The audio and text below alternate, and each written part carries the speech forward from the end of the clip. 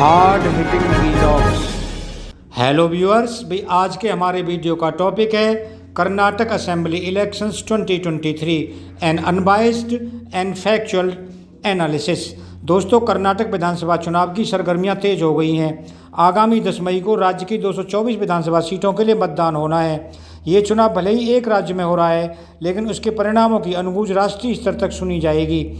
कर्नाटक दक्षिण में भाजपा का एकमात्र दुर्ग है और यहां पराजित होने पर दक्षिण में विस्तार की उसकी संभावनाओं को पलीता लग सकता है। वहीं कांग्रेस के लिए भी ये चुनाव निर्णायक बन गया है। लंबे अरसे के बाद गांधी नेहरू परिवार से इतर पार्टी की कमान संभालने वाले मल्लिकार्जुन खड़गे कर्नाटक से ही आते हैं, इसलिए पार्टी और उसके अध्यक्ष की प्रतिष्ठा यहां दांव पर लगी हुई है।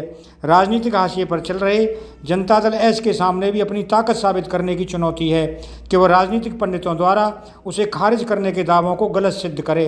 दोस्तों, कांग्रेस के लिए तो ये चुनाव करो या मरो वाला बन गया है, क्योंकि उसका प्रदर्शन ही 2024 के आम चुनाव में उसकी संभावनाओं को दिशा देगा।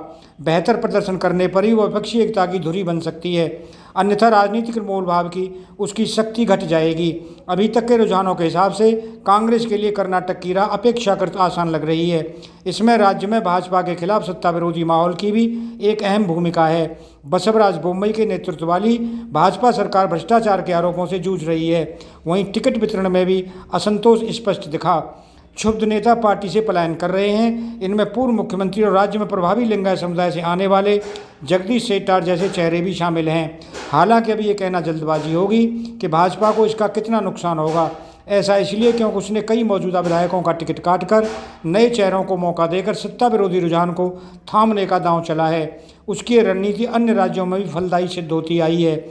जहां तक लिंगायत समुदाय की बात है तो पूर्व मुख्यमंत्री वीएस येदियुरप्पा अभी भी इस तबके के सबसे बड़े और व्यापक स्वीकार्यता वाले नेता माने जाते हैं। कांग्रेस में सतही तौर पर तो सब ठीक लग रहा है, लेकिन पूर्व मुख्यमंत्री सिद्धारमैया और पार्टी की प्रदेश इकाई के मुखिया डीके शिवकुमार के बीच खटपट किसी से छिपी नहीं है। पिछले चुनावों में किंग मेकर बनकर उभरे जनता दल एस में भी टिकट वितरण को लेकर आक्रोश है।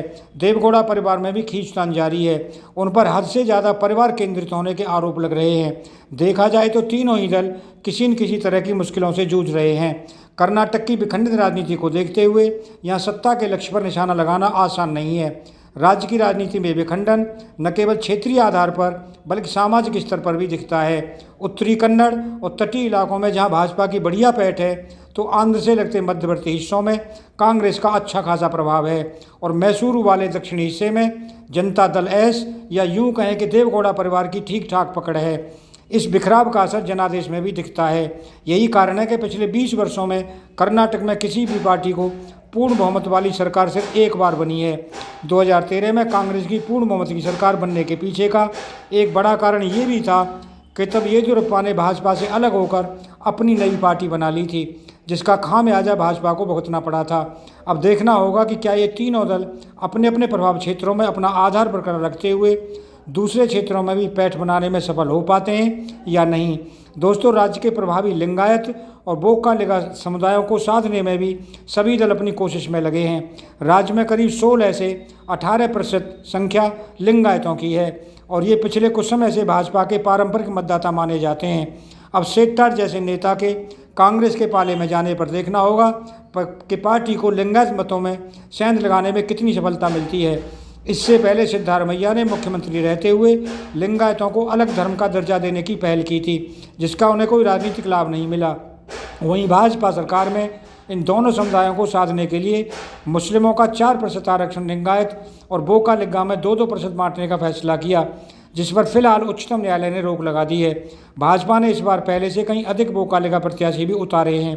हालांकि देवगौड़ा परिवार को अभी भी बोका लिगा वर्ग का सबसे बड़ा राजनीतिक प्रतिनिधि माना जाता है और डीके शिवकुमार भी इसी समुदाय से आते हैं। ऐसे में ये सामाजिक समीकरण भी 13 मई को आने वाले चुनाव नतीजों की दशा और दिशा तय करेंगे। इसमें कोई संदेह नहीं कि विधानसभा चुनाव के इन नतीजों के राष्ट्रीय स्तर पर भी निहितार्थ निकाले जाएंगे। यदि कांग्रेस को जीत मिलती है तो भाजपा के विरुद्ध विपक्षी एकता की कवायद नए सिरे से शुरू होती दिखेगी, जिसमें कांग्रेस को ज़्यादा वजन मिलेगा। याद कीजिए, जब पिछली बार कांग्रेस और जनता दल एस की संयुक्त सरकार बनी थी तो कुमार स्वामी के शपथ ग्रहण समारोह में गैर भाजपाई दल बेंगलुरु में एक मंच पर दिखाई दिए थे।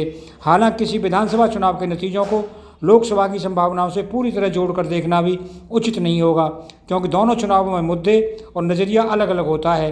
पिछले आम चुनाव से ठीक पहले भाजपा राजस्थान, मध्य प्रदेश और छत्तीसगढ़ में हार गई थी, लेकिन लोकसभा चुनाव में वहां भाजपा ने जबरदस्त प्रदर्शन किया था। इसी तरह कर्नाटक विधानसभा चुनाव के मुकाबले यहाँ लोकसभा में भी भाजपा को बड़ी कामयाबी मिली थी, और वह भी तब जब कांग्रेस और जनता दल एस ने वह चुनाव साथ मिलकर लड़ा था।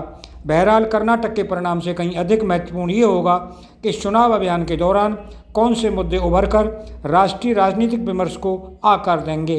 दोस्तों, अगर आपको ये वीडियो पसंद आया हो तो चैनल को सब्सक्राइब करें, वीडियो को लाइक करें, ज़्यादा से ज़्यादा शेयर करें। आप लोगों का बहुत बहुत धन्यवाद। Thank you very much.